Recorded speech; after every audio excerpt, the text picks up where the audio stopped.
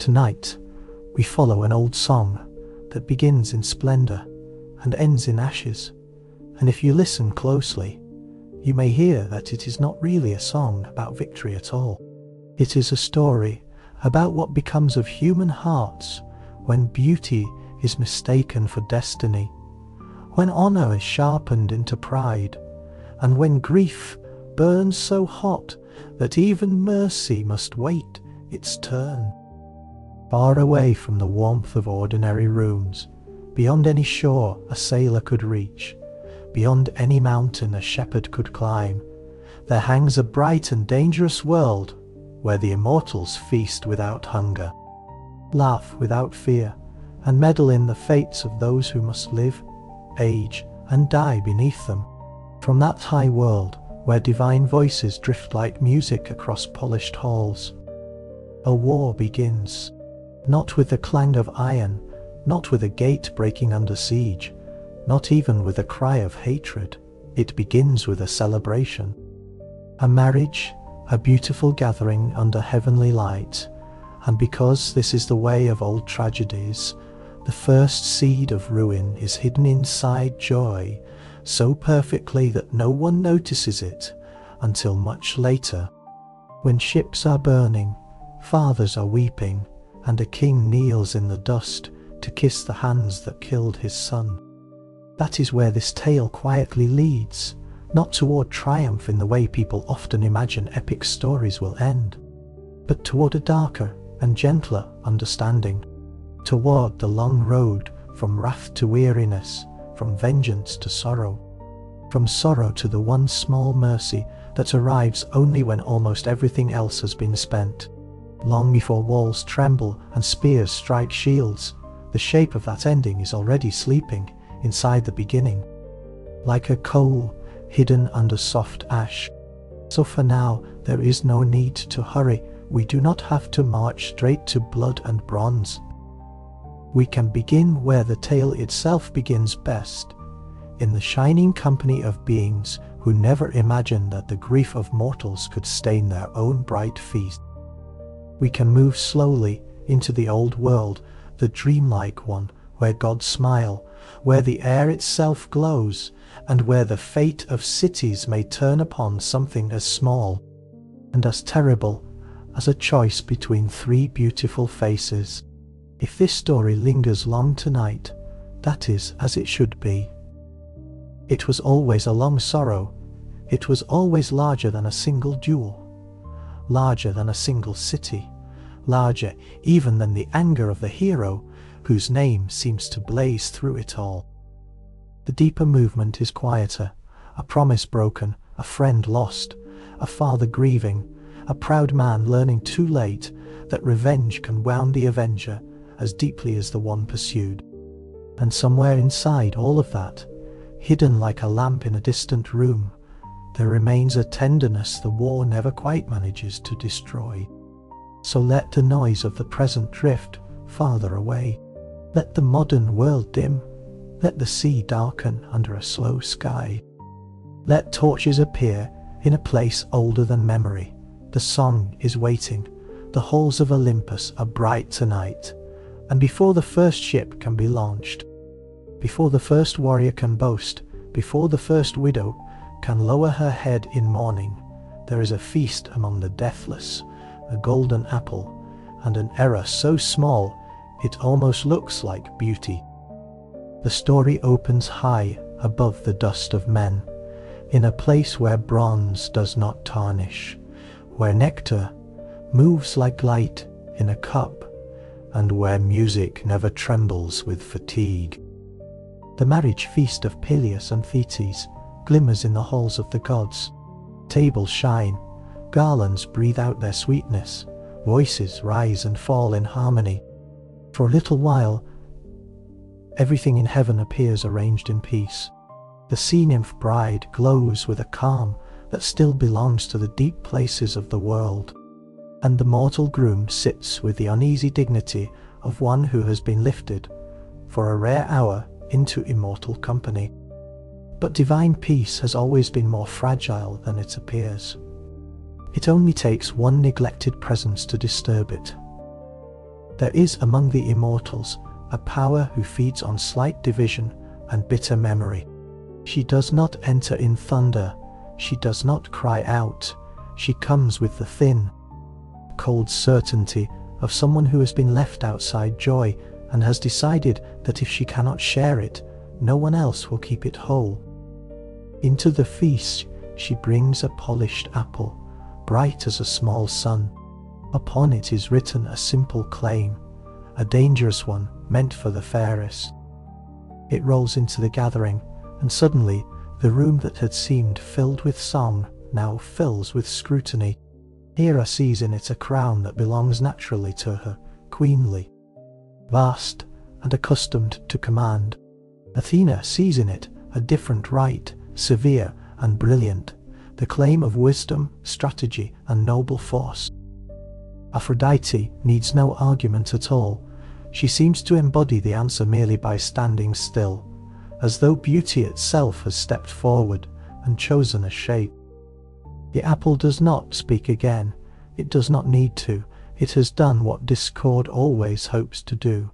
It has made each heart look inward and compare itself with another. Zeus, who is lordly enough to command storms but wise enough to fear certain domestic judgments, declines to settle the matter himself. Better, he decides, that some mortal eye should decide what immortals cannot discuss without resentment.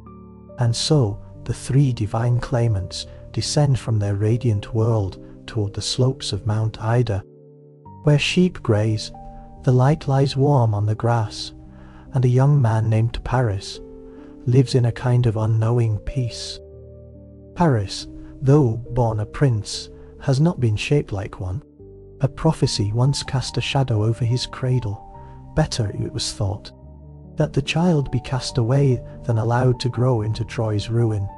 Yet fate is often patient with its chosen instruments. The child lived, shepherd hands raised him, mountain silence softened him. He learned the rhythm of flocks, winds, and ordinary hours. And when the goddesses appear before him, he looks upon them first as radiance, not yet as catastrophe. Each of them offers him a world. Hera offers dominion, the broad earth bending to his authority. Athena offers mastery of mind and battle, a life in which counsel is sharp and victory follows thought. Aphrodite offers something more intimate and more dangerous. She offers him the love of the most beautiful woman alive. To an older man, the promise might have sounded like a warning. To a younger one, it sounds like the hidden door into happiness. Paris reaches for desire. As many have done, as many will do. He gives the apple to Aphrodite, and in that small gesture, performed under open sky by a shepherd prince who still thinks his life belongs to him, armies begin to gather beyond the horizon. The rejected goddesses do not rage immediately. Their anger is colder, cleaner, more lasting than any mortal outburst. They withdraw with memory intact. Troy has been marked. A city need not know it has offended heaven in order to suffer from the insult. Paris, meanwhile, has been promised a reward that sounds like romance and carries the weight of doom.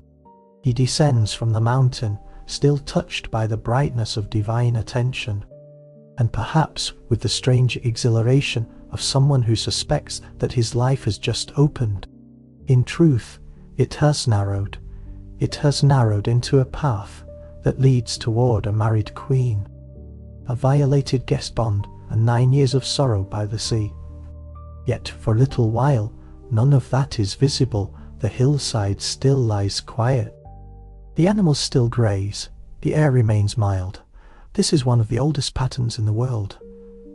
The instant after the wrong choice, when everything still looks untouched. If you were standing there on the grass beside him, you might think nothing had happened at all. The mountain keeps its peace.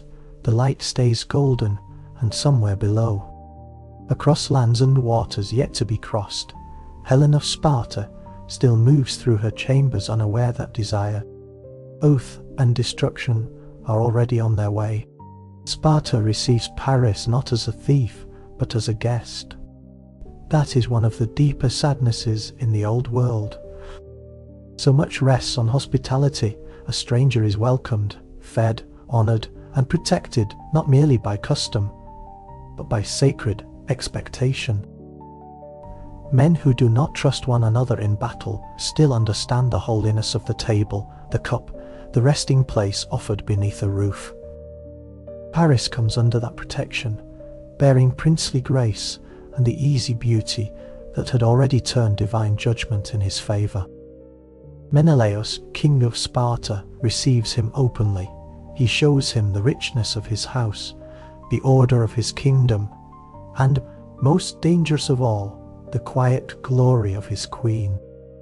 Helen does not need to be described with violence.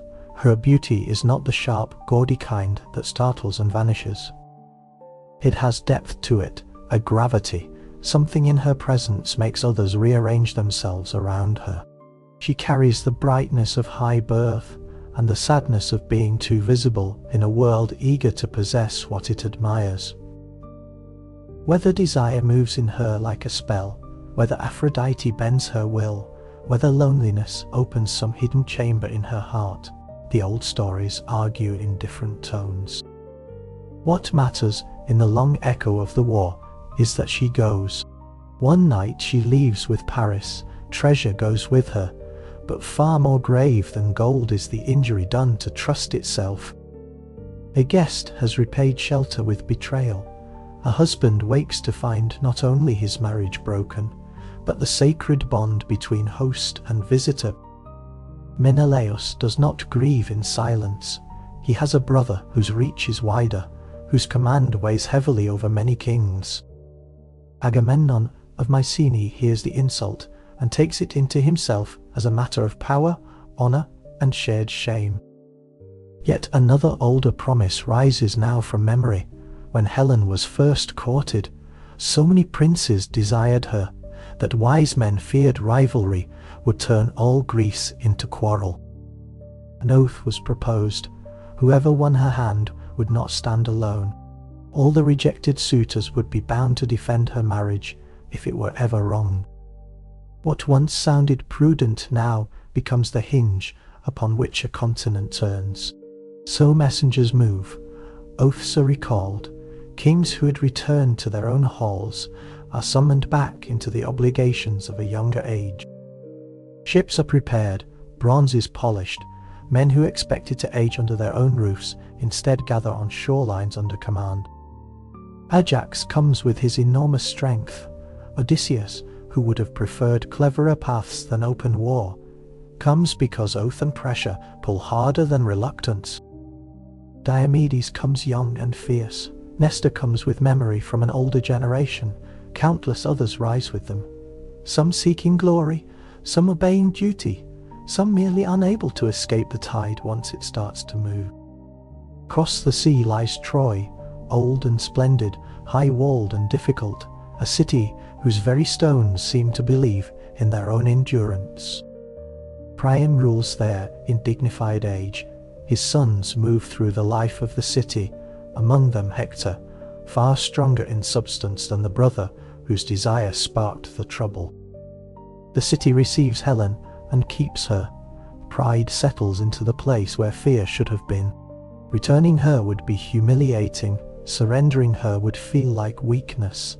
So the thing that might still have been healed by confession and restoration is instead carried forward by 1,000 justifications, and the sea begins to fill with ships.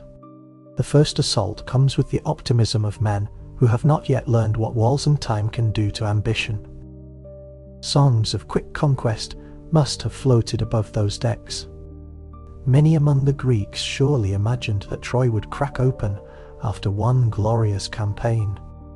But the city does not break, its defenses hold, the years lengthen, raids replace it. Hopes of swift victory, villages burn, pastures are stripped, men die far from Thebes, grand centre of fame, in lesser struggles across the countryside. Seasons pass, boys become veterans, veterans become names remembered at firesides. Somewhere back in Greece, Women count the time in quieter ways, through children growing older without fathers, through lamps lit for men who do not return. By the 9th year, the war has changed in temperament. It is no longer a sharp, bright crusade of offended honor. It has become a weather system under which all must live. The Greek camp by the sea is vast, but weariness lies over it. The Trojan city still stands, but anxiety has started to harden into destiny. Even beauty itself begins to look different under such pressure. Helen, once the radiant prize that inspired kings to oath, becomes instead the silent center of a grief that has traveled too far to be reversed easily. She is looked at and remembered, blamed and pitied, admired and mourned, as if no one can decide whether she is a woman, a symbol, or a wound. This is where the main body of the tale truly settles. Not at the beginning of the war, but in its exhausted middle.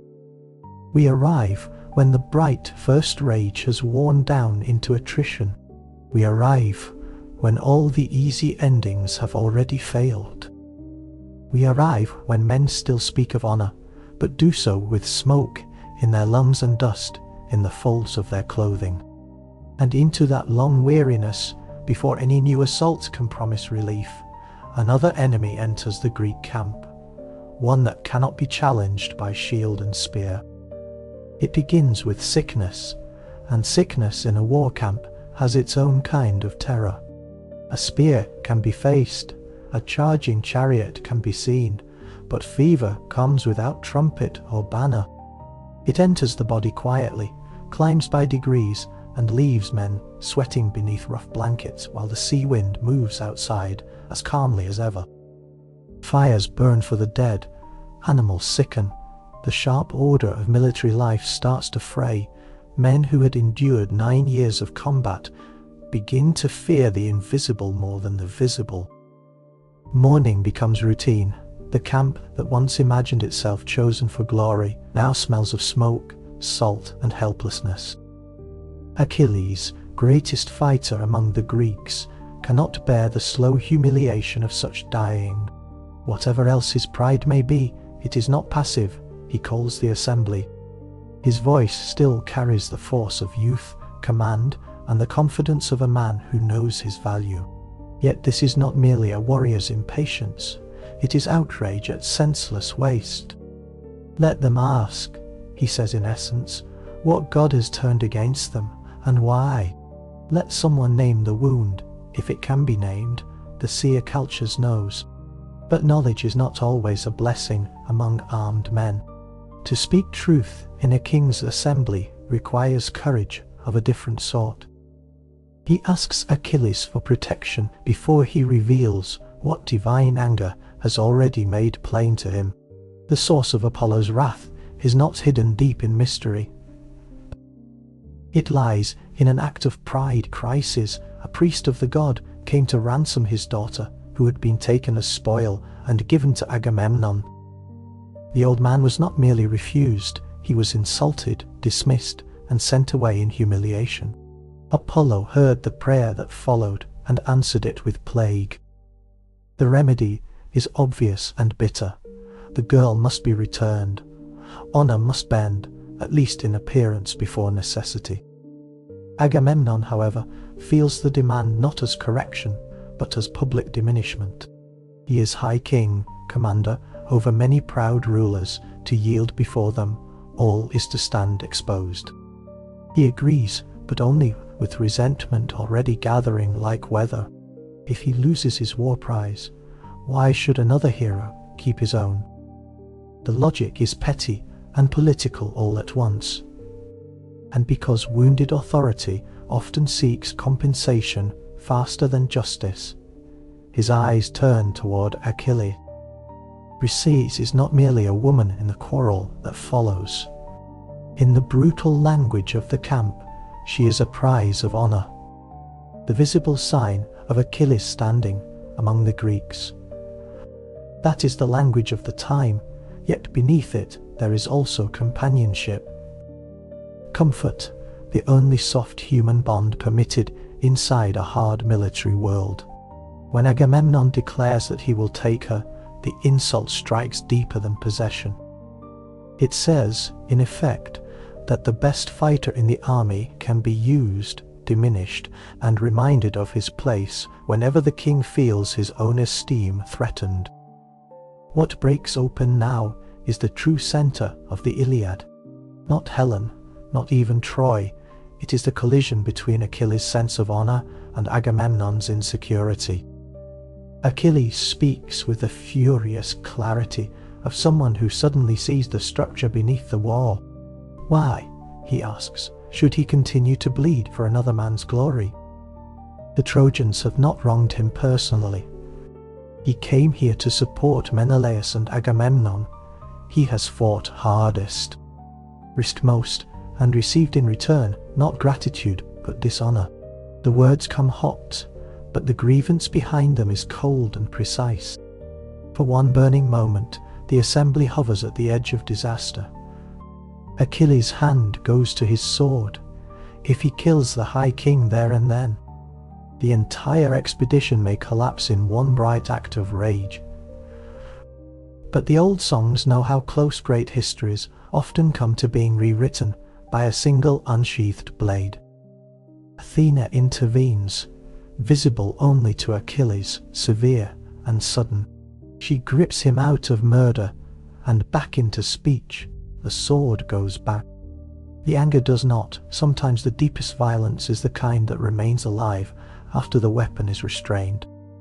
Achilles does what proud young men do when injured beyond endurance. He speaks prophecy in the language of insult. He tells Agamemnon that one day the Greeks will long for him while they die without him. He withdraws himself, and in doing so he removes from the war not just one fighter, but its fiercest certainty. When Briseis is taken from his shelter, the gesture lands with ritual precision. The king has made his point. Achilles has been publicly cut down, yet the cut will not heal in the direction Agamemnon expects. Evening comes, the sea darkens, the noise of the assembly fades, but Achilles' humiliation does not. He walks beside the water, where the edge between mortal and divine feels thin, and he calls to his mother. Thetis rises from the deep sorrow, already in her face before he speaks. It is one of the tender paradoxes of this war, that its most terrible warrior still turns, like a child, toward the one presence that knew him before fame, before armor, before rage. He tells her what has been done to him, and in that telling his injury changes shape. It is no longer only a camp quarrel, it becomes a plea addressed upward into the structure of the world. If honor is denied him among men, let the gods show the Greeks what his absence means.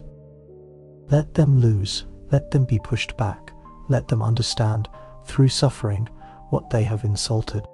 Thetis hears in this not only wounded pride, but the terrible convergence of her son's nature and his fate. She knows his life is not meant to be long. She knows glory and death stand too near each other in him. Still, mothers in old stories do what mothers elsewhere do. They grieve and they help. She goes to Zeus.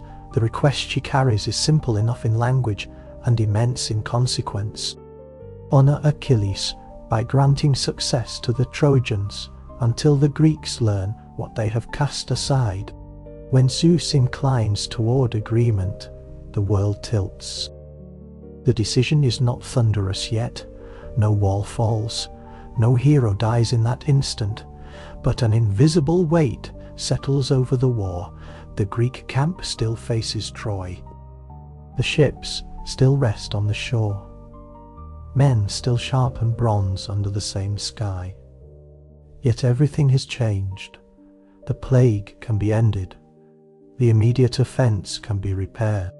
But the deeper wound has only just been opened, and before long all who live under its shadow will feel it. The change is not immediate to every eye, but it can be felt in the camp as one senses pressure before a storm. Men wake uneasy, counsels misjudge, hopes flare too quickly and collapse too suddenly. Achilles remains by his ships, and his stillness begins to acquire a force of its own. The Myrmidons, those fierce companions who followed him to Troy, also remain idle. Their armor waits, their hands do not.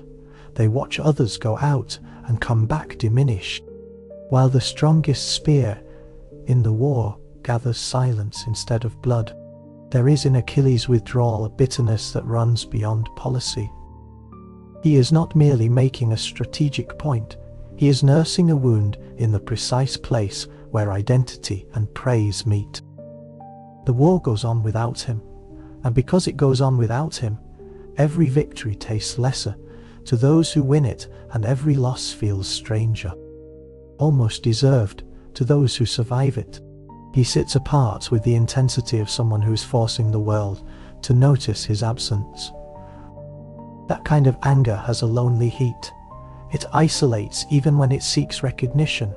It creates a chamber around the offended self, where every thought returns to the insult and makes it new again. His mother, meanwhile, rises to Olympus to perform a task no mortal mother could perform, and yet every mother understands in essence. She asks for redress on behalf of the child she cannot protect from fate. Zeus listens with the troubled patience of one who knows that any favor granted in heaven will be paid for on earth. He remembers old debts to Thetis and inclines toward her request. The nod he gives is quiet, but old poets imagine the whole sky feeling it. There are moments when history seems to be made by speeches, armies, and visible decisions.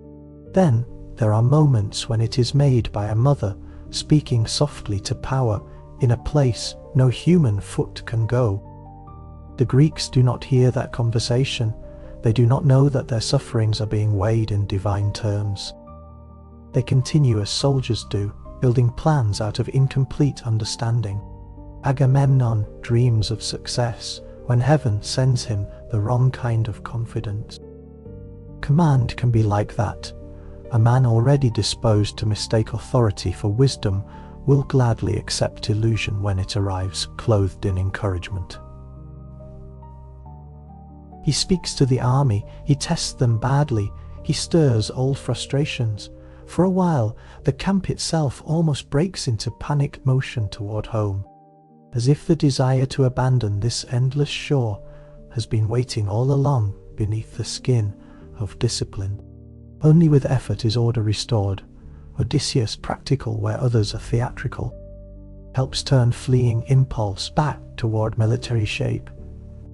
The army forms again, shields lift, spears steady. The great expedition continues, because enough men still believe that unfinished war is worse than prolonged war. Yet the strain tells on everyone. The songs often linger on heroes, as though their names alone were iron, but in a long siege, even famous men grow thin around the edges. Tempers shorten, sleep loses depth, every rumour feels heavier, and still, beyond all this motion, Achilles remains fixed in his refusal. That fixed refusal changes the moral weather of the story. It makes for another kind of attention. We begin to feel not only the public issue of command, but the private cost of staying angry. Achilles gains exactly what an offended soul thinks it wants at first: distance, purity, the ability to say that others have wronged him while he keeps himself untouched. But untouched is not the same as untroubled. Around his tent the sea keeps breathing in and out. The ships creak, men carry news from the fighting. He hears it all. He knows the Greeks are suffering. He knows his absence is part of the cause. Yet he is not ready to move. Pride, once enthroned, is skilled at speaking in the voice of principle. It tells a man that to yield would be to betray himself. So the war searches for another opening. If the greatest champion will not fight, perhaps another pattern may interrupt the slide toward ruin. Across the plain, among Trojans and Greeks alike, there remains a yearning that is almost childlike in its simplicity. End this with one contest. Let the many stop paying for the few. Let the original wound be brought back to its source and measured there. Such hopes come to the surface when whole armies are exhausted enough to mistake a narrow path for an easy one. It is then that Paris steps forward again, not as the shepherd boy on Ida, nor merely as the lover who carried Helen away, but as the prince whose personal desire has become public calamity. He seems, for a moment, to offer what everyone has secretly wished for. Let there be single combat. Let him and Menelaus decide the matter between them. The proposal carries the perfume of reason.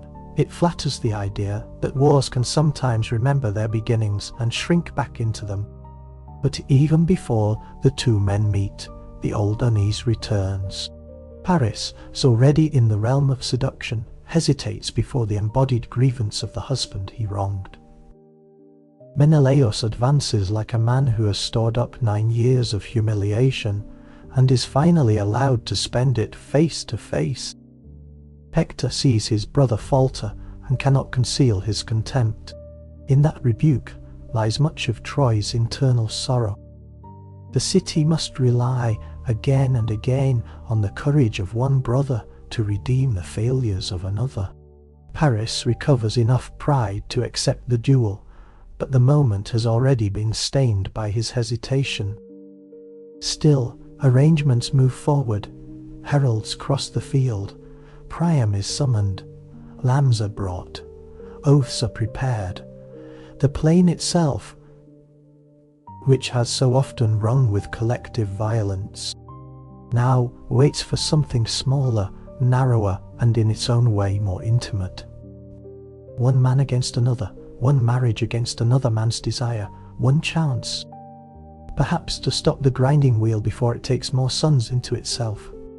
And because old tragedies know how to tempt hope before wounding it, the scene that follows gathers all the solemnity of peace almost achieved. The armies sit, the kings speak, the world seems to lean inward.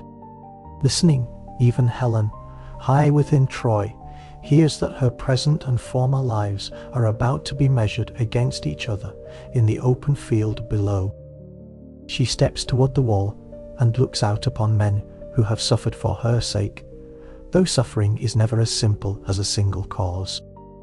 She sees faces from the old life she lost, and the new one she can never quite inhabit without shadow. For a little while, under the calm of ritual, the war seems to hold itself still. There is a particular hush that comes over armies when ceremony interrupts violence. It is not peace, not exactly, but the memory of how peace feels. Spears stand grounded, shields rest. Men who would gladly kill one another an hour later now watch with the concentrated silence of witnesses. Priam comes out from Troy, old and grave, carrying the delicate burden of dignity in a moment that could humiliate him before all sides if handled badly. Agamemnon stands for the Greeks. Words are spoken over lambs and wine. The terms are plain enough to satisfy reason. If Paris wins, he keeps Helen and her wealth. If Menelaus wins, Troy returns her and offers fitting compensation. Let this finally end. Let all the years of loss fold themselves into a conclusion simple enough to be honored.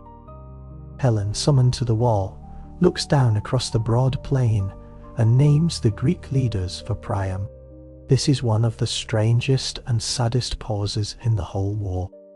While the armies wait for combat, a woman becomes a guide to the men who came to reclaim her. She identifies Agamemnon, broad in rule and authority. She notes Odysseus, not the tallest, but made unforgettable by intelligence and contained force. She sees Ajax, huge as a moving tower. The old king listens. He does not insult her. He does not spit blame in her face. The gentleness of his questions makes her sorrow more complicated, not less. If he were cruel, grief would know where to go, but in the presence of courtesy, remorse has room to deepen. The duel itself begins under bright light and charged stillness. Paris is graceful in armor, and Menelaus carries the red, settled fury of a man who has lived too long beside injury. Spears are cast, bronze rings, men lean forward on both sides. It is not only two champions fighting now, it is the dream of resolution testing whether it can survive contact with fate. Paris's spear fails to break through. Menelaus answers with stronger force. The combat turns in the husband's favor. Paris is wounded. His ornate strength gives way before a simpler, harder purpose. Menelaus seizes him and begins to drag him toward the Greek lines. One can almost feel the relief beginning to open in thousands of watching chests. Let it be done. Let it end here. Let one body pay for what might many have borne. But this is still a tale under divine interference. Aphrodite, who made the promise and must preserve the illusion of its sweetness, will not let Paris die in honorable defeat. She wraps him away from the field in concealment and deposits him inside the private chambers of Troy. Safe, perfumed, and disgracefully alive. The battlefield, meanwhile, is left with the visible facts. Menelaus stands victorious. Paris is gone. The terms seem settled whether the goddess likes it or not. Agamemnon calls out the conclusion. All reason demands. Return Helen, pay the price, end the war. It is in moments like this that the Iliad reveals how close human beings can come to wisdom and still be denied it. Both armies have looked upon a path to closure. They have watched the guilty party fail. They have heard the oath. They are tired enough to long for the obvious. But heaven has not finished arranging mortal misery. Zeus speaks among the gods, Hera. And Athena, still burning from the insult of Paris's judgment, will not permit Troy to escape. The truce must fail, and because gods in this story rarely strike with naked honesty when they can wound through human weakness instead, Athena goes in disguise to stir treachery within Trojan ranks. The arrow loosed at Menelaus is in one sense a small act.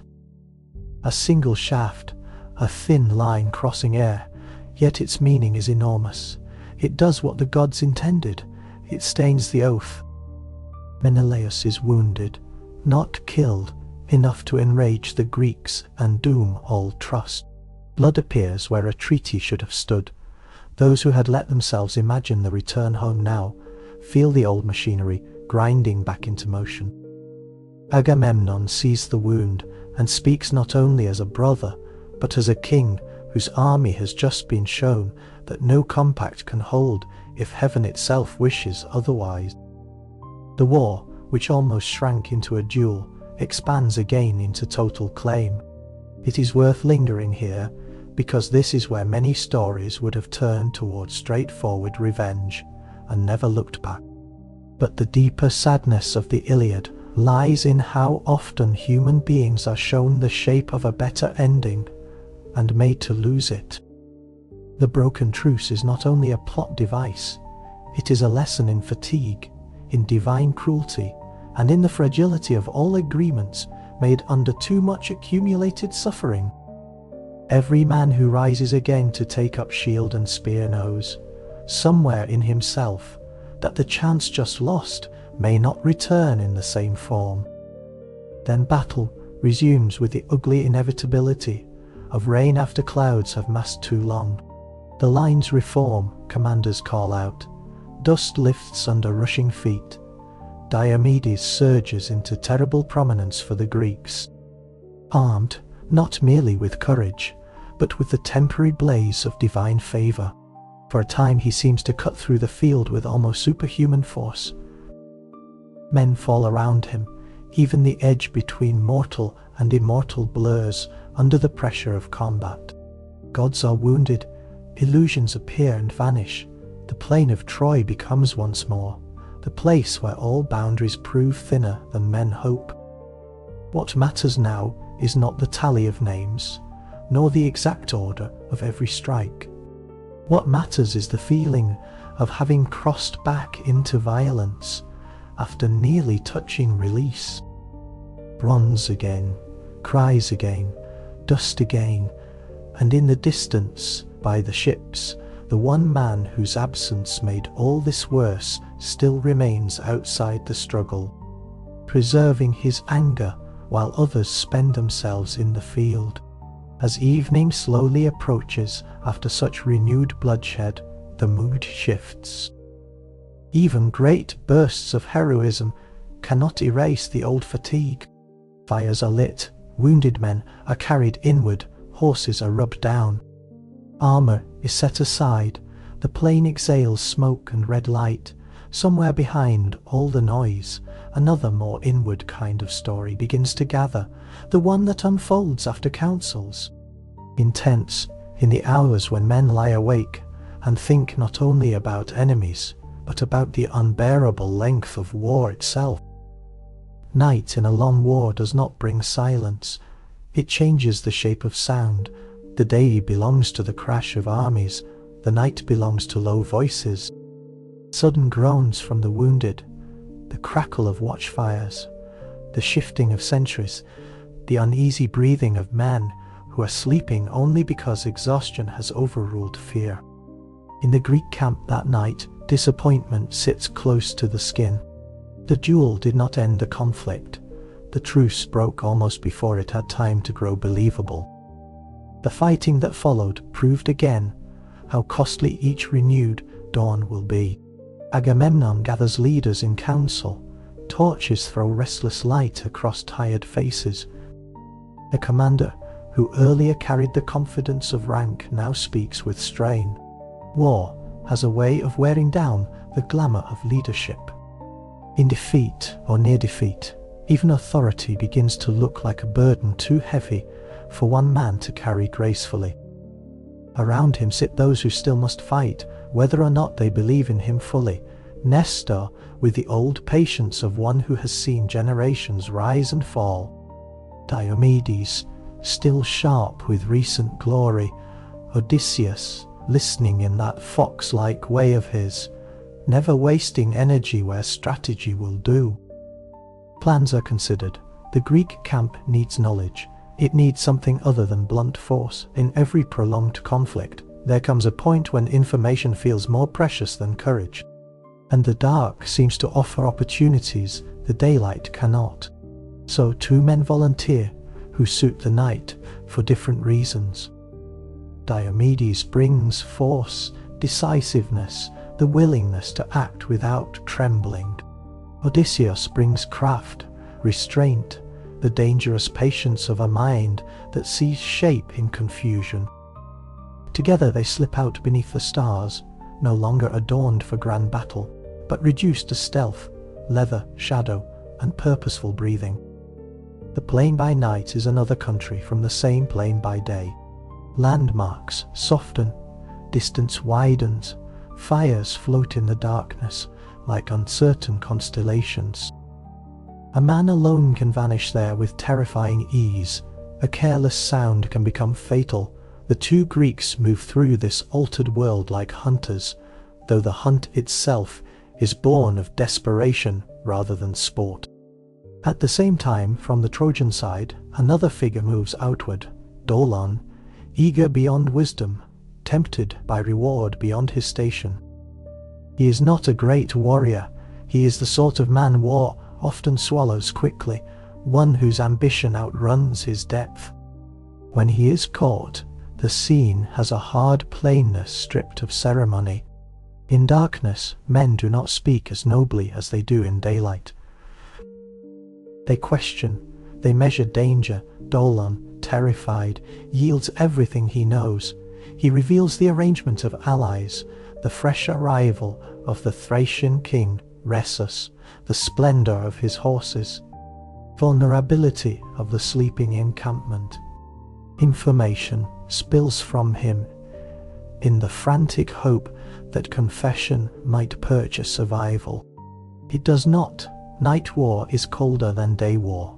Once he has served his purpose, his life ends quickly, and the 2 Greeks move on with more knowledge than before and no greater peace. The visit to the sleeping Thracians shows the plain underside of epic glory. In daylight, men speak of honor and heroic display. At night, lives are ended before dreams have fully thinned. Rhesus dies before his promise can ripen into significance. His beautiful horses, pale and remarkable, are led away toward the Greek line. In military terms, the deed is clever and effective.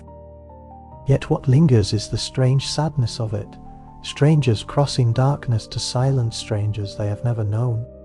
Because each now belongs to the machinery of a cause too large to leave room for gentleness. When dawn returns, the Greeks greet the captured horses with a kind of hungry hope. Proof of successful cunning lifts spirits that had been sinking. Yet the lift is temporary. That is the hidden rhythm of siege life. Even triumph arrives with limits.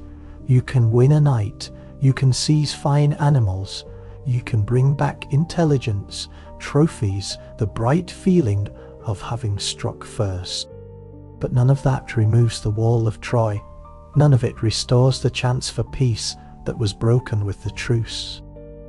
None of it compels Achilles to rise from beside his ships and rejoin the war. So once more, the war settles into a more muted pattern. Men wake, fight, withdraw, speak, scheme, and lie down uneasy. The days begin to blur, the nights remember too much. Across it all, Achilles remains fixed, and his fixity becomes almost uncanny. He hears of raids, losses, recoveries. He is not ignorant, he is withholding himself in full knowledge. This matters because refusal, in a story like this, accumulates pressure. Each day that Achilles remains absent makes the eventual return heavier, but before that return can happen, the tale must pass through a gentler heart. Someone has to feel what Achilles is trying not to feel. Someone has to look at the suffering in the Greek camp and be unable to protect himself from it. That someone is Patroclus. Patroclus has lived long in the sheltering orbit of Achilles. And if Achilles is fire, held in shape by pride, Patroclus is warmth, held in shape by loyalty. He is not weak, he is not passive, but he is less armored within. He sees the wounded coming back. He hears the names of the injured. He feels the strain spreading through the camp, not as a challenge to his status, but as an ache in the body of the whole. The old Psalms will soon give him armor that does not belong to him. But before that visible transformation, there is another one, more important. Compassion begins to press against the boundaries of Achilles' anger, and once that pressure starts, the story can no longer remain where it has been.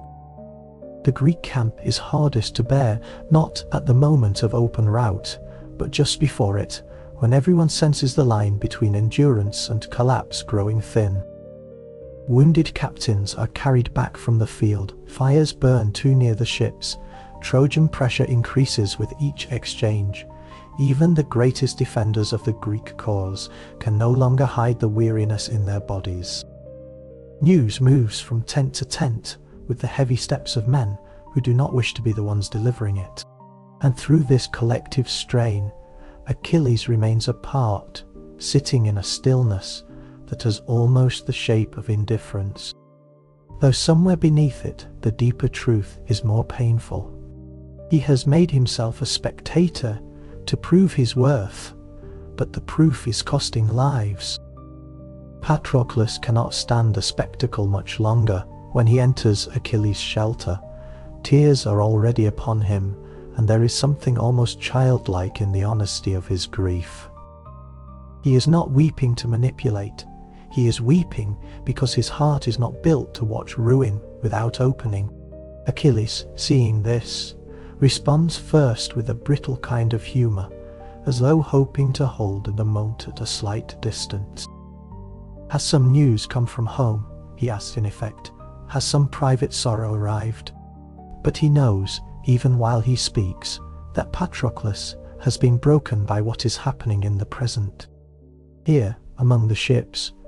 What follows is one of the most intimate conversations in the entire war. Patroclus does not argue like a king or negotiate like an elder. He pleads like someone whose love and frustration have become indistinguishable. He tells Achilles what the camp is enduring. He names the wounded. He sees with painful clarity that his friend's anger has hardened past usefulness. And then he asks for the unthinkable, or nearly so. If Achilles himself will not fight, let Patroclus wear Achilles' armor. Let the Trojans believe for a little while that the great fighter has returned. Let fear do what absent strength cannot. Let the Greeks breathe again. The request is full of innocence and danger. It is practical, but it is also symbolic beyond anything Patroclus can fully control. Achilles' armor is not just protection. It is identity made visible. It is reputation hammered into bronze. To wear, it is to step not only into safety, but into another man's myth. Achilles hesitates. Here his anger meets affection, and affection begins at last to move it. He cannot bear to rejoin the war under Agamemnon's insult. But he can bear even less to see Patroclus in tears over the camp's destruction. So he yields, though not without warning. Drive the Trojans back from the ships. He says in essence, save the camp, win the breathing space that is needed, but do not go further. Do not let success intoxicate you. Do not turn rescue into pursuit. Do not press toward Troy itself. In these cautions, Achilles reveals two things at once. He knows the seduction of glory, and he still wants his own return. When it comes to mean something unmatched, even in concession, pride survives. The arming of Patroclus has the solemnity of transformation. Piece by piece, armor passes from one body to another. Bronze catches light, straps are fastened. The appearance of Achilles comes alive around a different soul. Yet one weapon remains unequaled, the great spear that only Achilles can properly wield. The old stories are wise enough to leave that limit in place.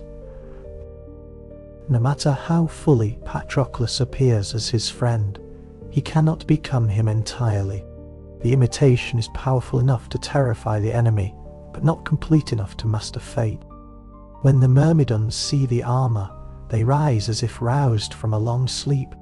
These men have been waiting under restraint, their own warlike energy held back by loyalty to Achilles.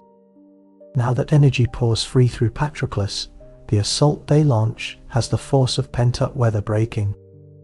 Trojans who have pressed too near the ships are driven backward. Fire is beaten away. Greek morale lifts with startling speed. It is one of the great breathing moments in the tale. A release of pressure so intense it feels almost joyful. And Patroclus at first is exactly what the camp needs. He is not yet lost in glory. He is fierce with purpose and urgent with compassion. He fights to save, not to be praised. That makes his success all the more dangerous. Because once a man begins by doing necessary good, he is especially vulnerable to believing that more forward motion must also be good.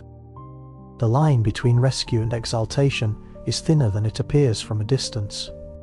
Even here, beneath the clash of arms, another feeling moves below the noise. Patroclus rides in borrowed brightness. Men cry out his name thinking it is another's. The Trojans recoil from the armor, not the soul inside it. Dust rises, horses strain. Afternoon, light turns bronze to fire, and somewhere beyond the urgent present waits the warning Achilles already gave. The warning victory always encourages men to forget. So the Greeks breathe, the ships are saved for the moment, the Trojans give ground. The field opens, and Patroclus, who began this charge as an answer to sorrow, now feels another thing moving through him, the old intoxicant of battle. the widening horizon of what might be possible if he keeps going a little farther. It is here, precisely where triumph begins to feel cleanest, that tragedy quietly moves closest. Momentum in war can feel like permission. That is its danger. Once Patroclus sees the Trojans breaking before him, once he feels the Greek line steadying and hears relief behind him instead of panic, the careful boundary Achilles tried to set begins to fade. The ships are no longer the horizon. The fight moves outward across the plain. The enemy is no longer merely repelled. They are pursued, and in pursuit. Men often stop listening to the voices that saved them from disaster only moments before. Patroclus drives on. Some part of him must still be thinking of the Greeks, of protecting them fully, of finishing the work so neatly that no renewed threat can gather. But another part of him, human and susceptible, tastes the strange sweetness of being mistaken for Achilles and begins, perhaps without fully knowing it, to desire the greatness attached to that mistaken identity. This is not vanity in a shallow sense. It is the deep human intoxication of discovering that the world is suddenly making room around your force. He pushes farther. The Myrmidons follow. The Trojans bend toward the city. Here, the old poets loved to let names flash up and vanish. Hero after hero, falling into the vast anonymity that battle finally imposes. But the more inward truth is simpler. Patroclus is going too far. He is crossing the point where borrowed glory stops being a tool and starts becoming a trap. Achilles warned him not to move toward Troy itself. Yet the walls grow larger. The idea of a total reversal, of changing the whole course of the war in a single afternoon, shines before him. Such ideas have destroyed many gentler souls than his. Apollo sees it first in divine terms. The god understands boundaries of fate in a way mortals do not. And Patroclus is rushing straight toward one. Troy is not meant to fall by his hand. Not yet. Not in this way. The deity intervenes not with a calm explanation, but with force that feels, from the mortal side, like confusion, weakness, rupture. In the crush and tumult, Patroclus is struck back from certainty. His armor no longer protects him with the same seamless confidence. The rhythm that had carried him turns against him.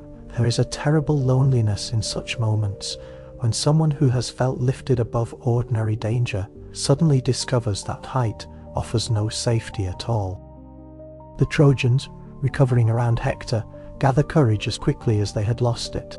That is another law of battle. Men who were fleeing minutes before can become deadly again if they sense vulnerability in the figure they feared.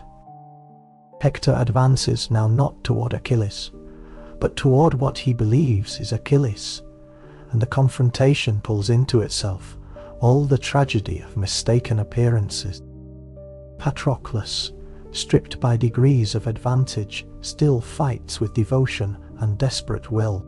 He has not become false because he borrowed armor. If anything, his true self is clearer now. He is giving everything he has, not for his own grievance, but for others. Yet courage does not erase mortality. Hector's blow comes when the momentum of fate has already turned. Patroclus falls, and in falling he tears open the war more deeply than any previous death has done. His last words are not merely complaint or fear, they are prophetic. Hector may rejoice now, but the man whose armor he has helped strip away will come for him. And when he comes, not even Troy's high walls will feel like enough. Once Patroclus is down, the field takes on that stunned quality battle sometimes has when everyone senses that something irrecoverable has occurred. Armor is contested, bodies are dragged, the dead become prizes before they become mourned, and this is among the oldest brutalities of war.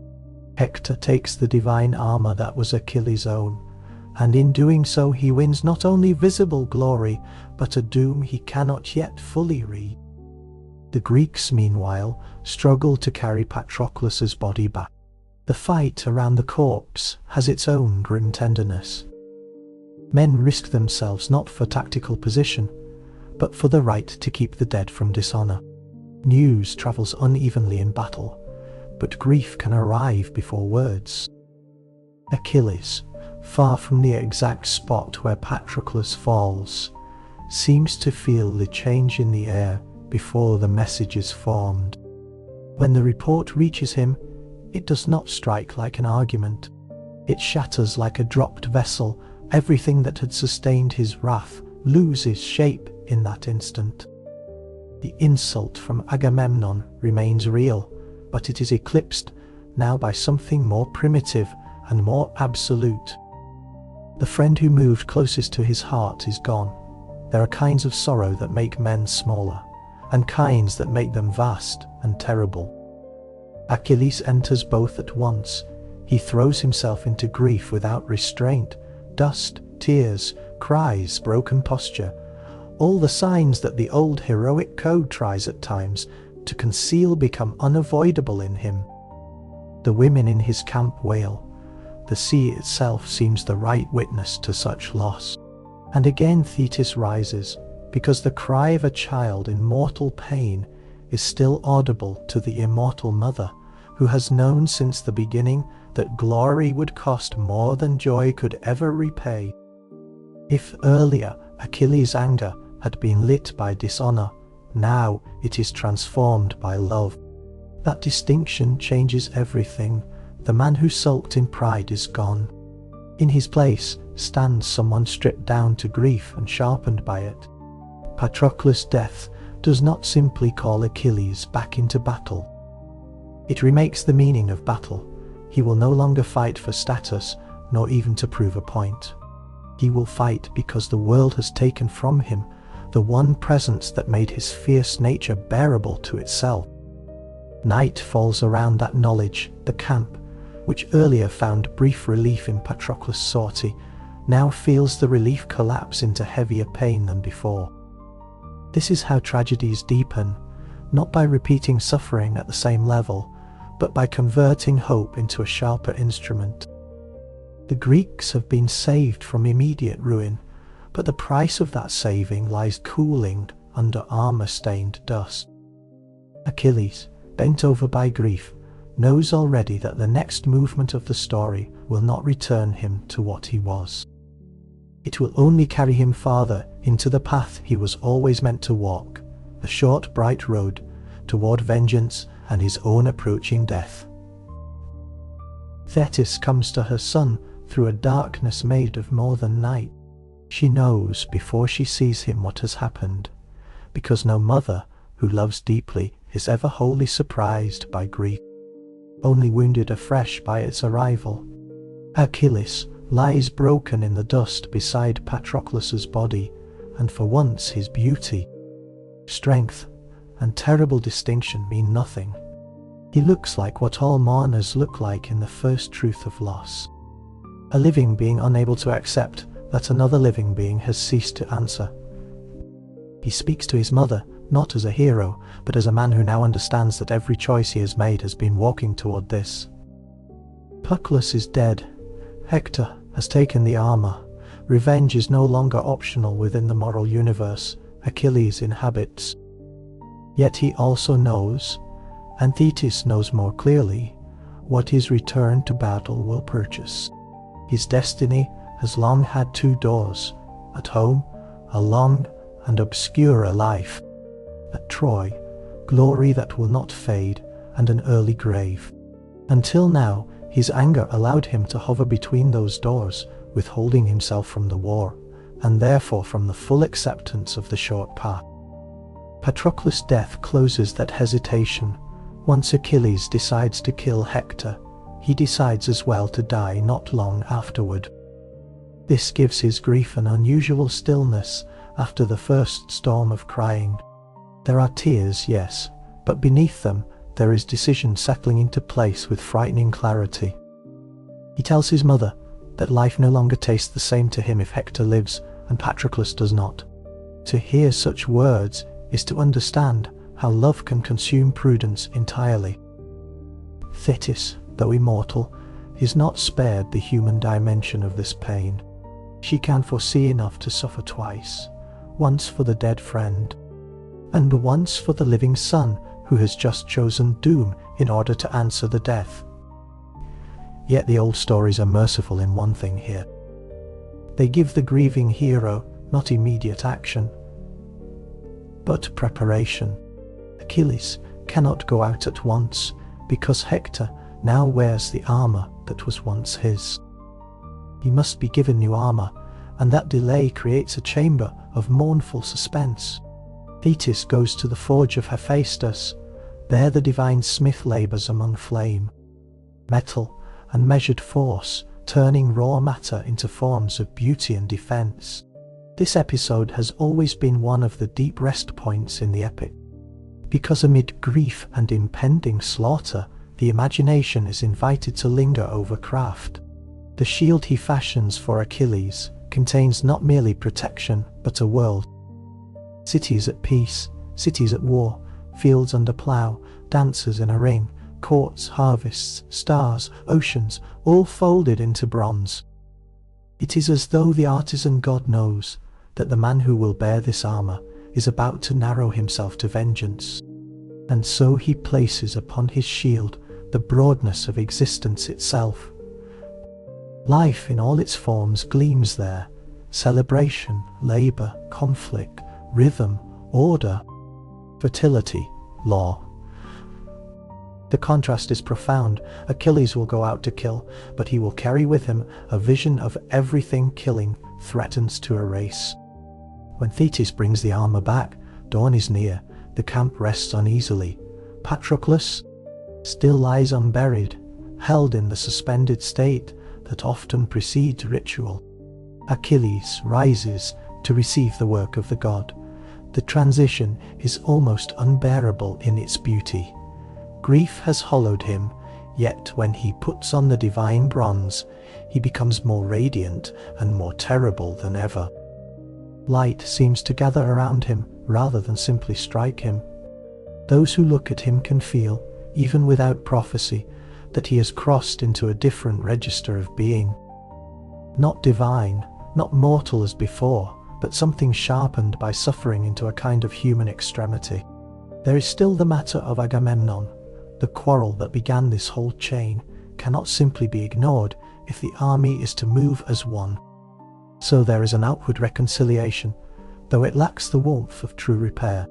Agamemnon offers gifts, explanations, and the language of regret. He may even feel some portion of what he says, but in Achilles' state, the old dispute has become weightless beside the dead body of Patroclus.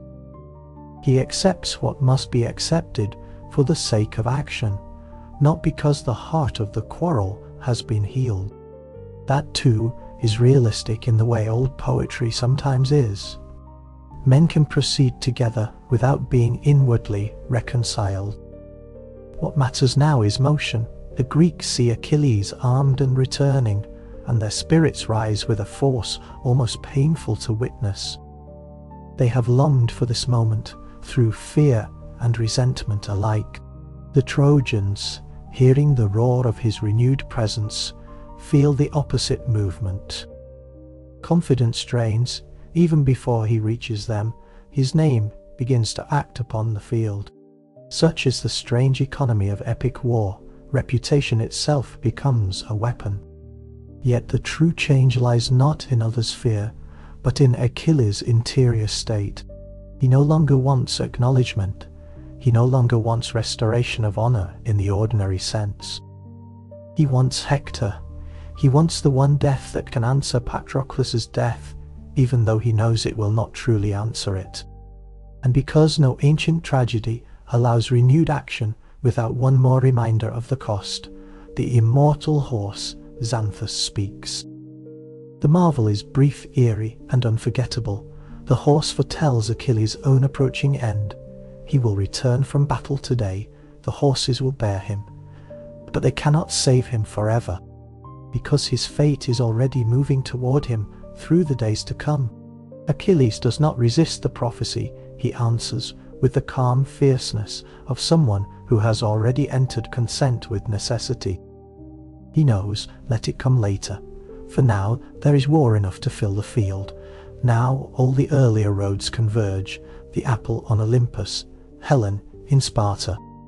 The oath, the plague, the insult, the duel that failed to end the war, the night raid, the tears of Patroclus, all of it has been narrowing toward this return.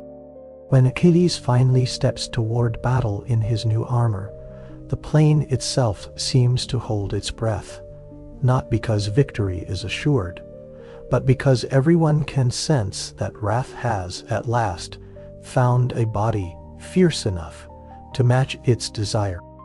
When Achilles re-enters the field, he does not seem to join the battle so much as alter its climate.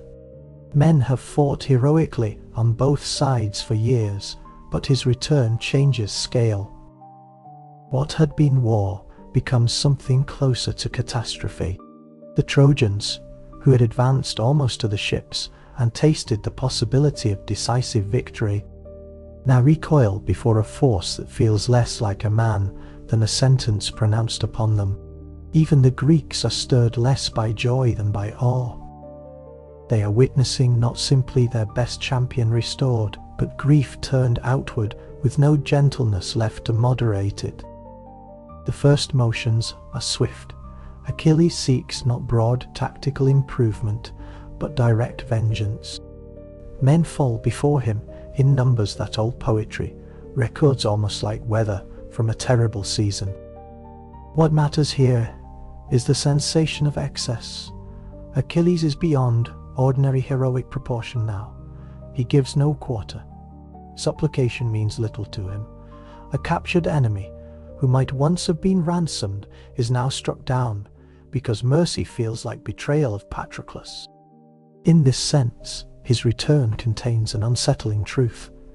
Sorrow can deepen a man, but fastened to rage it can also burn away the restraints that once made him recognizably human. The Trojans stream backward before him. The plain that has witnessed so many balanced exchanges becomes one-sided under his advance. He drives them toward the river Scamander, and there the tale enters one of its most dreamlike, fevered passages. Water and blood mingle, bodies choke the current. The river itself, sacred and alive in the old imagination, can no longer endure the pollution of wrath. It rises in complaint. This is not just a fancy of myth, it is poetry, recognizing that Achilles has pushed violence past what even the natural world can bear without protest. The river begs him to stop clogging its waters with death. Achilles will not. He continues to kill in the stream, and because he refuses all limit, the river becomes his enemy in full. Waves rise against him. The current batters his armor. For a moment, the greatest of warriors, who has terrified armies, finds himself terrified by drowning. It is one of the few places where the story permits him fear after Patroclus' death, and it matters that the fear is not of Hector or of noble defeat, but of an ignoble end in mud and flood. He prays, the gods intervene, fire is brought against water, steam rises. The field becomes a place where elemental forces contest one another around a single grieving man. Even here the scene takes on a strange unreality. The river shines, swells, and speaks like an old power offended. Divine fire hisses against floodwater. War at its highest pitch becomes unreal, even to those inside it. Achilles survives, not because his anger has become righteous, but because fate still reserves another meeting for him, one not yet completed. That meeting waits near the walls, while gods clash and Trojans hurry through the gates in waves of panic. One figure remains exposed to the coming storm. Hector has been the substance of Troy all along.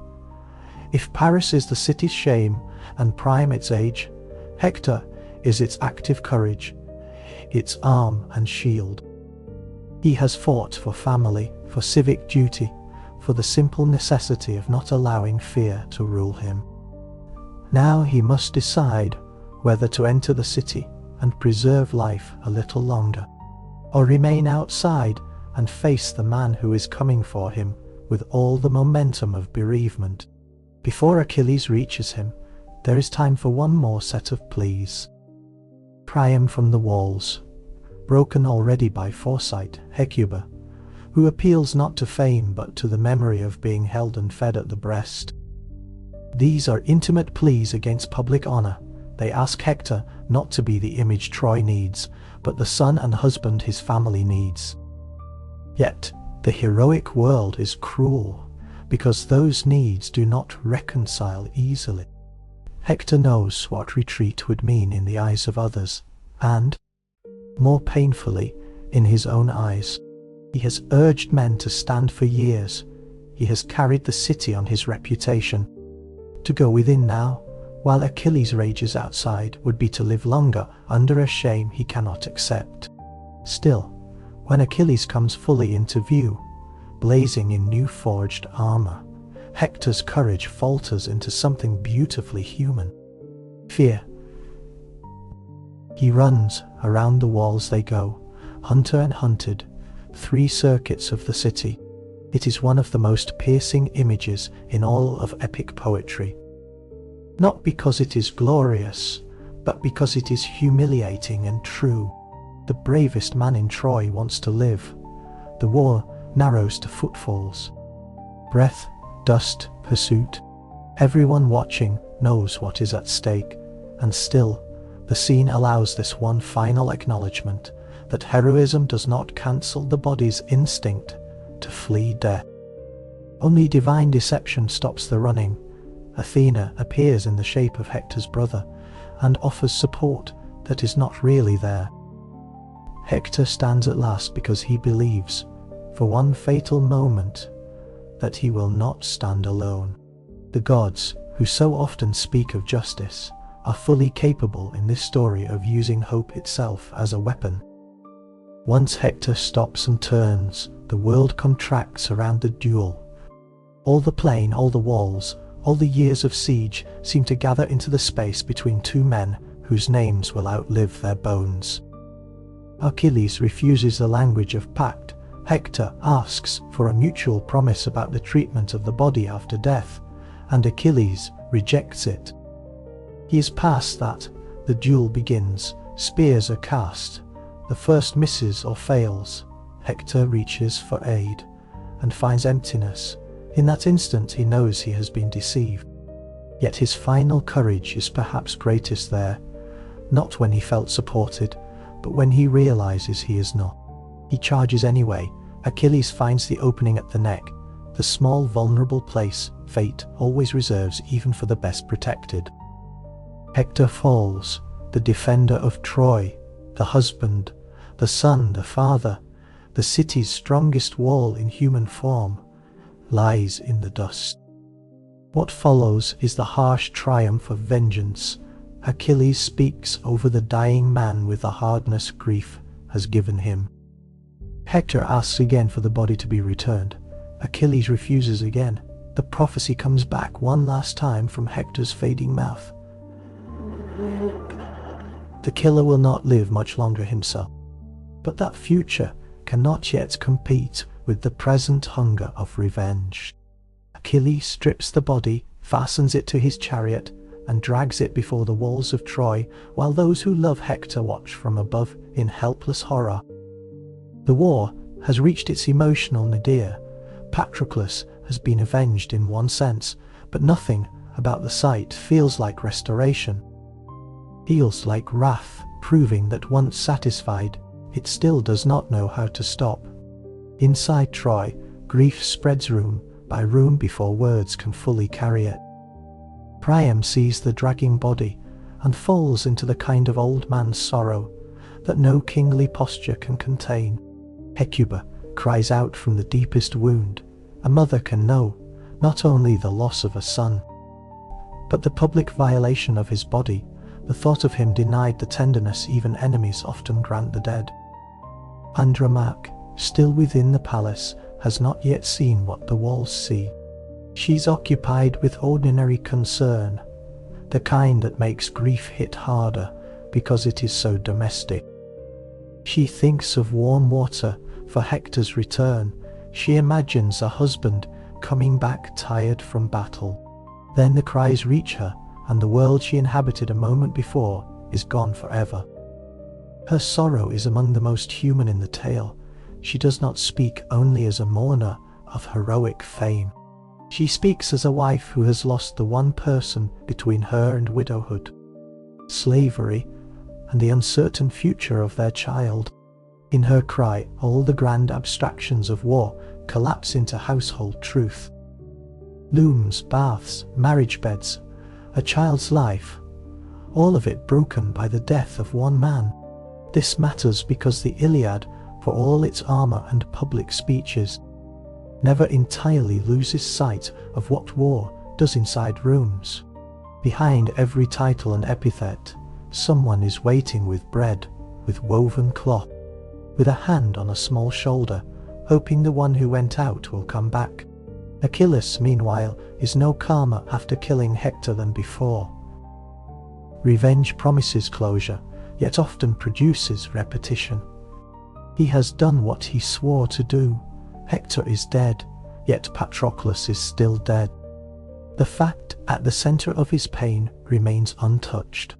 So he turns to ritual and cruelty alike in search of relief.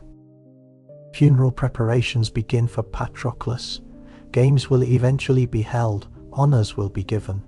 Yet before structured mourning has time to settle him, Achilles returns again and again to Hector's body, dragging it around the burial mound as if repetition might wear grief down into something bearable. But the gods are not willing to let the desecration continue without limit. Apollo guards the corpse from decay.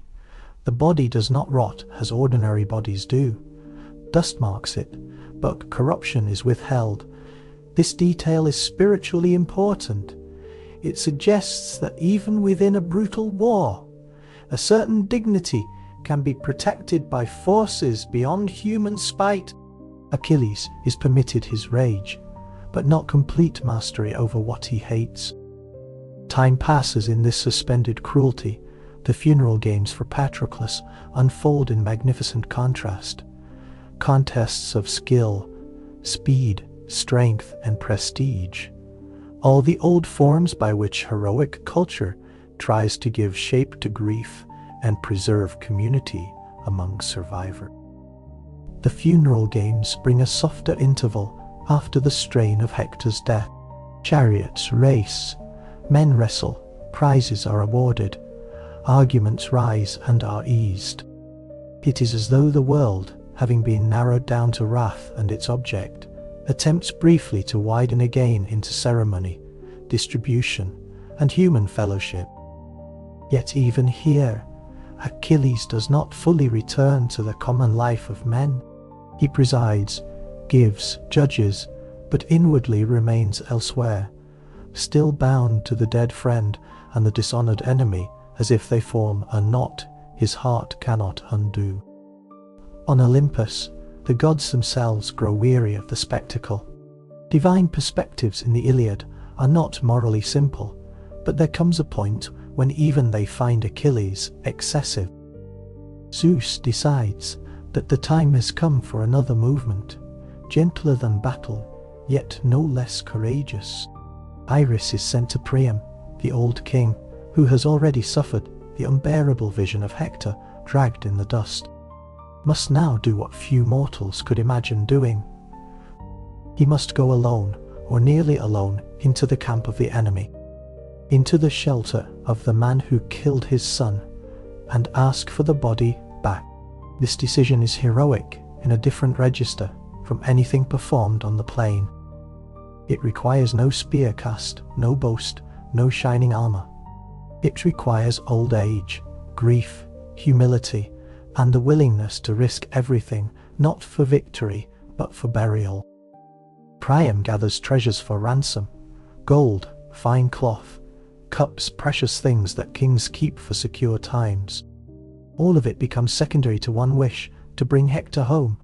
Hermes guides him through the darkness, a god of crossings leading a father across the most impossible border in the story.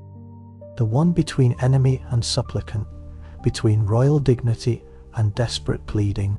Night again becomes a place of altered reality. The Greek sentries sleep under divine easing. Wheels move softly, mules and horses carry sorrow disguised as wealth. Priam rides not merely through physical darkness, but through the darkness of everything a father should never have to do. There is no guarantee Achilles will listen. There is no guarantee he will not kill the old man on sight. Yet grief can become a kind of fearlessness when the alternative is to remain where one is, powerless before desecration.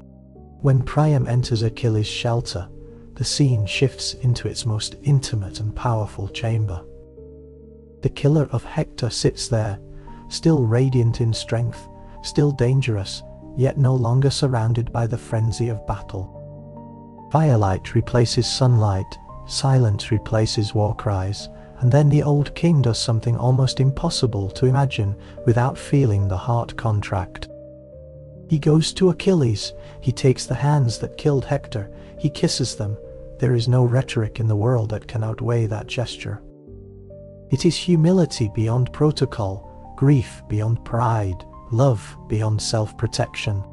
Priam does not begin by accusing, he begins by awakening memory. Remember your own father. He says, in substance, remember an old man who may one day wait for a son who will not return. This appeal is devastating because it turns Achilles back toward the parts of himself vengeance had set aside. Sonhood, mortality, tenderness, the knowledge that suffering is not singular. In a single movement, Priam brings into the shelter not only Hector's death, but Peleus, far away in Greece, aging without his child. He universalizes grief. He makes the enemy human by making himself familiar. And Achilles breaks, not into rage, into tears. At last the story arrives where it has been quietly heading from the beginning. A war born in beauty and sharpened by pride finds its deepest truth in shared mourning. Achilles weeps for Patroclus, for his father, perhaps for himself. Priam weeps for Hector. The two men, one old and emptied, the other young and still fatal, sit inside a fragile island of humanity, surrounded by years of slaughter. Food is brought. The body is ordered prepared, words soften. For the first time since Patroclus died, Achilles' wrath meets something it cannot burn through and must instead yield before. The change in Achilles after Priam's plea is not total, because no deep grief ever disappears in a single night. But it is real. He has been reminded that he belongs to the same mortal order as the man kneeling before him. He cannot save Hector's life. He cannot restore Patroclus. He cannot undo the years of bloodshed or the insult that began his own estrangement. Yet he can choose what to do now, in this shelter, in this hour, with these hands. The choice he makes is the first quiet victory over himself the story has granted him since sorrow became rage. He orders Hector's body washed and made ready, and even in this act there is tact.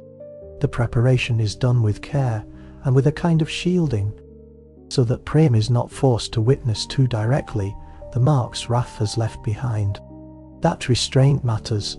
It is mercy not as sentiment, but as attentiveness to another person's threshold of pain. Achilles then asks how much time Troy needs for funeral rites. The answer comes not in military terms, but in human ones. Days are required to gather wood, to mourn, to burn, to bury. Achilles grants them. For a little while the war will pause, not because justice has been solved, but because grief must be given room to breathe. This truce has an almost sacred quality. It does not erase enmity. It does not promise lasting peace. Yet it creates a space in which necessity greater than vengeance is acknowledged. Priam and Achilles share food, and that detail is one of the most beautiful in the old story. To eat in the presence of one another after what has passed between them is not casual. It returns them, briefly, to the same human rhythm that Paris once violated when he repaid hospitality with theft. Here, at the far end of Wrath's journey, the table becomes honourable again. They look at each other as men do when each suddenly sees more than the role the other has played. Priam sees not only the destroyer of his son, but the doomed child of another old man far away. Achilles sees not only the king of Troy, but a father hollowed by loss. The shelter grows quiet around them. Outside, the war still exists, ships still line the shore, walls still rise, arms still wait to be lifted again. But for that night, none of those structures matter more than the simple fact that two enemies have sat together and allowed sorrow to make them truthful. Before dawn, Priam departs, and Achilles, who once would have seemed impossible to soften, now worries for the old man's safety, enough to send him away in time. There is tenderness in this caution, and the tenderness should not be overstated. It works precisely because it arrives late, after everything harsher has already been shown. Priam returns through the darkness toward Troy, carrying the body of Hector, and with it something else less visible but equally important. Proof that the man he feared as a monster is still, in some buried but recoverable way, human. When Troy receives Hector, the city becomes a single chamber of lament. Women come out, old men lower their heads, the body is laid down, and the rituals begin. Lamentation, in the ancient world, is not embarrassment. His form, it is the means by which grief is voiced, rather than left to poison in silence. Andromache mourns for husband and child, seeing already the widowhood and vulnerability that wait ahead. Hecuba mourns the son, born from her own body, the warrior now finally still. Helen mourns too, and her sorrow has a strange tone among the others, because she knows how much of this war has been traced back toward her. Hector had been kind to her in a city where she often lived under the weight of blame. Her tears are for the man, and for the gentleness he represented amid accusation. Days pass in the work of burial. Wood must be cut and carried. A pyre must be built. Mourning cannot remain only in cries. It must take shape in labour. The city participates. Grief becomes collective effort, and effort becomes a means of surviving grief for another hour. After all the sharpness of battle, there is something deeply human in these repetitive acts. Lifting timber, arranging cloth, tending flame, gathering bones, raising earth. The story itself begins to move more slowly here.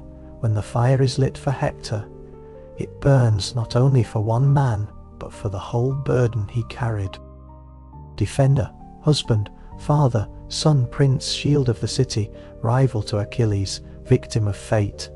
All those names pass into smoke. The flames rise into a quiet sky. The warriors on both sides know what is happening. The Greeks watch from their camp, the Trojans from within their walls. Even enemies understand the solemnity of a hero's burning. The war pauses long enough for this last dignity to be honoured. Then the bones are gathered, wrapped, placed, mourned, and covered within a mound that will stand for a while against wind and memory. Nothing is solved by this burial in the practical sense. Troy has not been saved. Achilles has not been redeemed from mortality. The Greeks have not gone home, yet something has been clarified. Honour, which so often wore the mask of possession, insult, and retaliation, has finally revealed another face. It can also mean giving the dead back. It can mean letting an enemy mourn. It can mean recognizing that the suffering of another does not diminish your own.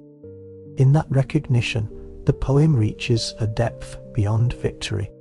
And so the story lowers itself toward its ending, not with a blast of triumph, but with smoke, embers, and the slow acceptance that even the greatest rage cannot carry on forever at the same pitch. Achilles sits again by his ships after the truce is given, but he is not the same man who once sat there nursing insult. His wrath has spent itself through grief, slaughter, and finally pity. It has not become peace in any complete sense. He still belongs to the short road he chose. Beyond the margin of this telling wait are the deaths, are the stratagems, the wooden horse, the fall of the city, the arrow that will find him. But those belong to later songs. This one chooses to rest, where wrath at last encounters mercy and does not wholly refuse it.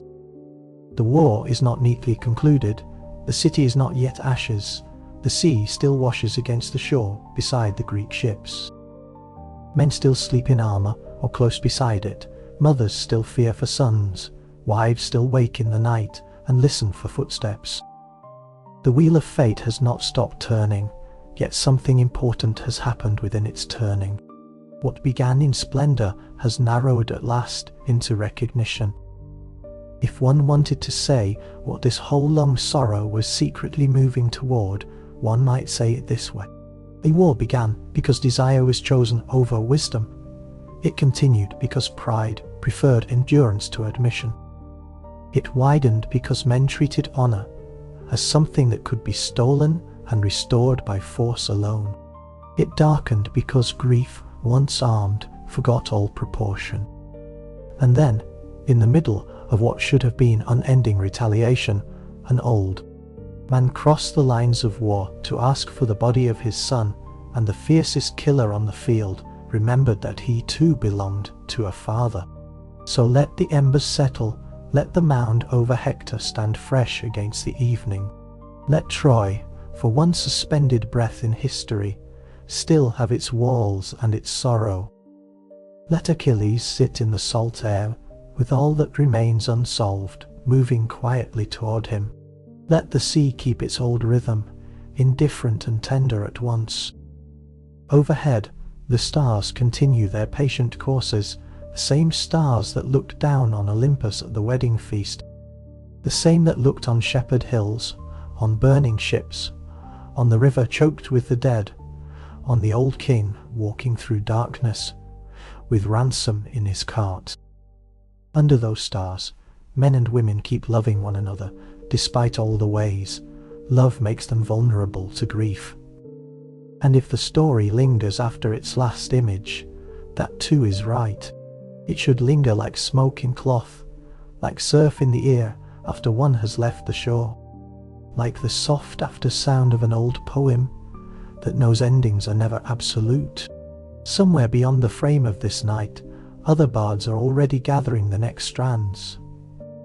But here, for now, there is only the quiet field, the dark sea, the distant walls, and the knowledge that for one moment between vengeance and further ruin, compassion was allowed to stand in the open.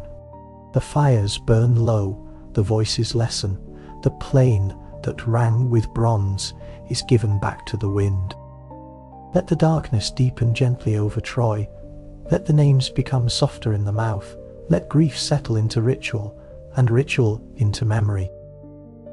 Let the song drift where all old songs drift, into the place where sorrow and tenderness can rest side by side, and where the heart, having followed heroes for so long, may finally loosen its suck, hold and close its eyes without needing the world to be finished in order to be still.